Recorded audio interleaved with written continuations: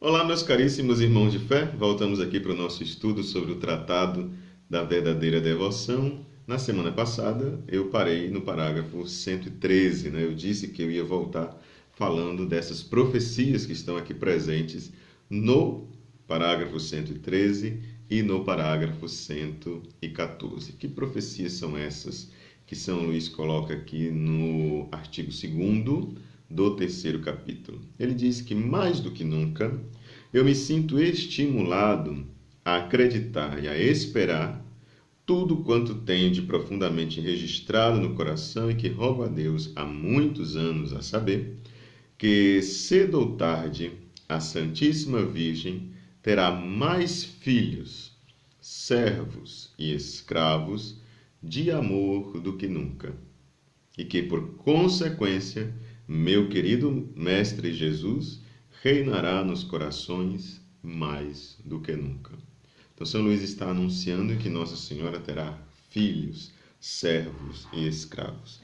Não entenda aqui três categorias de pessoas. São três palavras sinônimas que têm o mesmo significado e a mesma aplicação. Porque senão pode aparecer um gaiato por aí querendo dizer que São Luís está dizendo que tem aqueles que são filhos, tem aqueles que são servos e tem aqueles que são escravos. Absolutamente equivocada se aparecer essa interpretação por aí. São Luís está dizendo que Nossa Senhora terá cada vez mais filhos, servos e escravos.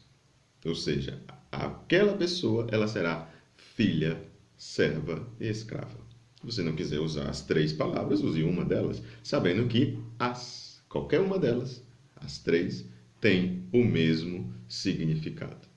Aquele que se considera filho de Maria é servo de Maria, é escravo de Maria. Aquele que se considera escravo de Maria é servo de Maria, é filho de Maria. E assim por diante. Né? Só esse esclarecimento. Depois, na 114, mais uma profecia de São Luís. Posso prever inúmera quantidade de animais ferozes que acorrem furiosos para estraçalhar com os seus dentes diabólicos este pequeno texto. Evidentemente que você sabe, São Luís não está falando de cães ferozes. São Luís não está falando de animais que vão lá rasgar o livro. São pessoas, né? Pessoas que estão ali à volta dele, né? Pessoas que estão à nossa volta nos nossos dias de hoje, para estraçalhar com seus dentes diabólicos esse pequeno texto e aquele a quem o Espírito Santo usou para redigi-lo. Ou seja, pessoas vão atacar a ele próprio, ao seu texto e ao próprio São Luís, persegui-lo. E aquele, né, ou pelo menos, para encerrá-lo nas trevas e no silêncio de um baú, para dali ele não vir a público. Eles agredirão e precipitar-se-ão ao encalço daqueles e daquelas que o lerem e se dispuserem a praticá-lo. Isso hoje é o que mais acontece. Pessoas que estão interessadas no tratado, pessoas que leem o tratado e pior, as pessoas que praticam aquilo que está escrito nesse tratado, principalmente do capítulo do parágrafo 15 em diante, que é a prática propriamente dita, são pessoas que são perseguidas. E perseguidas por quem? Pelos pagãos? Por aqueles que estão afastados da igreja? Não, meus queridos. São perseguidos por membros da própria igreja. Aí vai. São Luís não parou por aí. São Luís continua. Eles agredirão, precipitar-se-ão, etc. Tá? Mas pouco importa. Por que São Luís diz que pouco importa? Melhor ainda, é muito melhor. Essa visão me dá coragem e me enche de esperança por enorme êxito, qual seja, uma grande milícia de valentes e ousados soldados de Jesus e de Maria, independentemente do sexo, para enfrentar o mundo, o diabo e a natureza corrompida nos tempos de perigo que virão mais do que nunca. Qui legit intelligat, qui potest capere capiat. Quem puder compreender, compreenda. Mateus 24, 15, também Mateus 19, 12. Quem puder entender, que entenda do que São Luís está falando. Bom, chegamos aqui num ponto crucial, um ponto que é importantíssimo. São Luís começa o artigo 3º com o título Principais práticas de devoções a Maria. Ele vai apresentar aqui as principais devoções e ele vai dividir em 2 categorias. A categoria interior e a categoria exterior. Vamos lá, a lista de São Luís.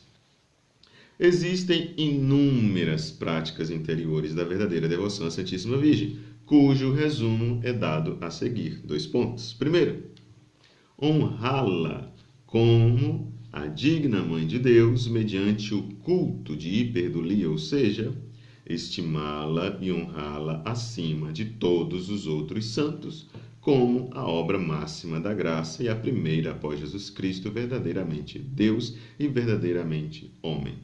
Essa é a prática da igreja desde os primórdios, desde que a igreja se entende como igreja.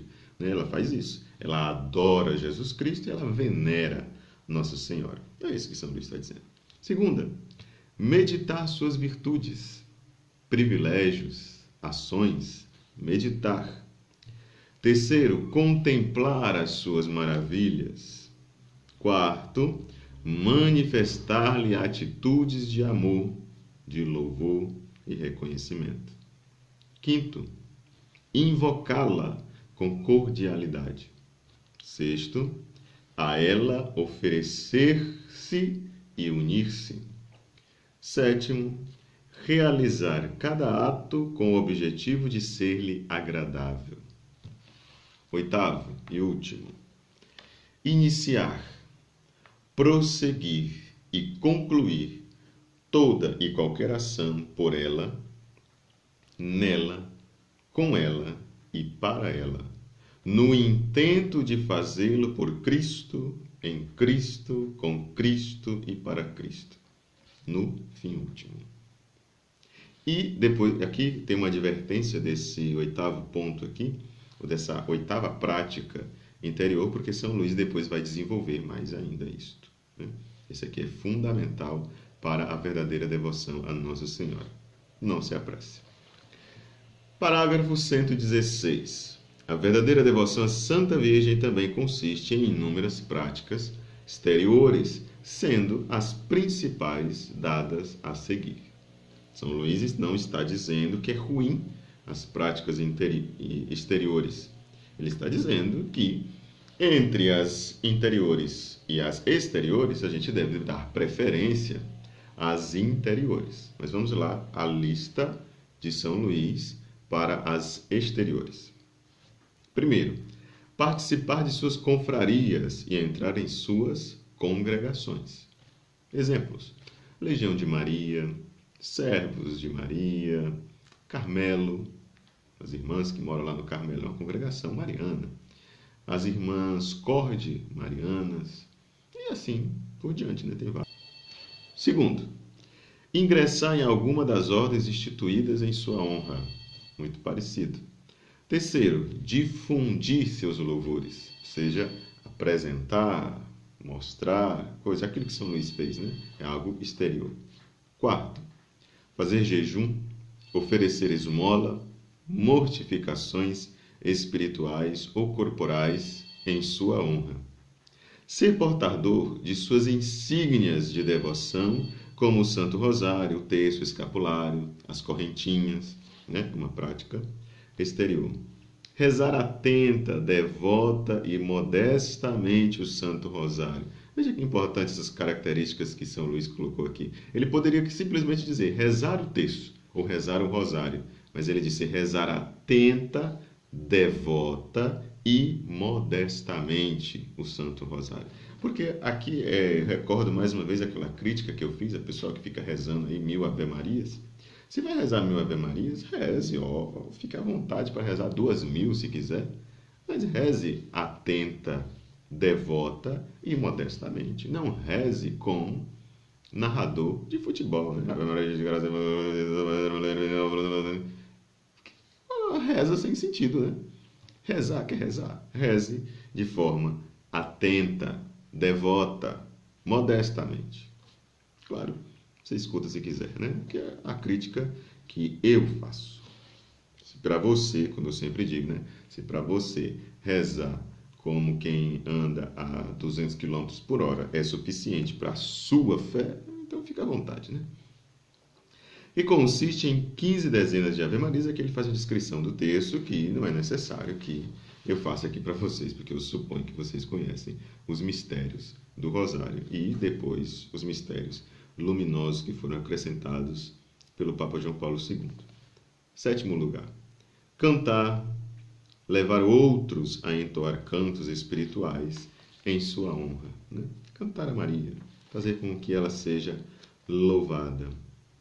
Oitavo, ajoelhar-se diante dela e reverenciá-la, dizendo-lhe, por exemplo, toda manhã, 60 ou 100 vezes, Ave Maria, Virgo Fidelis. O que quer dizer? Ave Maria, Virgem Fiel. Né? Dizer isso várias vezes, né, durante o dia e tal. Nono, cuidar das confrarias, enfeitando seus altares, coroando e ornando suas imagens, né? Às vezes no mês de maio, nos festejos, a gente gosta de coroar a imagem de Nossa Senhora. Isso é uma prática de devoção exterior. Né? Décimo, organizar procissões em que se carregue sua imagem, podendo-se também carregá-la consigo como um poderoso gáudio contra o maligno. Né? Mandar esculpir imagens ou gravar o seu nome para colocar, seja nas igrejas, seja nas casas, nos portais, nas portas, nas entradas das cidades. Tem uma cidade no Paraná que tem o nome lá, Tupãssi, Mãe de Deus, né? Exatamente, uma prática exterior, Nossa Senhora, você colocar o nome de Nossa Senhora numa cidade, né? Uma prática de devoção, que é exterior. 12ª, a ela consagrar-se de um modo solene e especial. Aqui é um ponto fundamental. Por quê? Porque São Luís dividiu as devoções em duas categorias. A primeira categoria é a interior, as devoções interiores a Maria. A segunda categoria são as devoções exteriores a Nossa Senhora. E aqui, dentro das devoções exteriores, que são de menor importância, São Luís colocou a consagração, que ele vai ensinar. Agora aqui, calma lá, não estou dizendo que a devoção é algo exterior. O ato de consagrar-se de um modo solene e especial, essa é a prática exterior. Você juntar um grupo, você fazer um movimento danado na paróquia, fazer aquele show para dizer que você é consagrado a Nossa Senhora.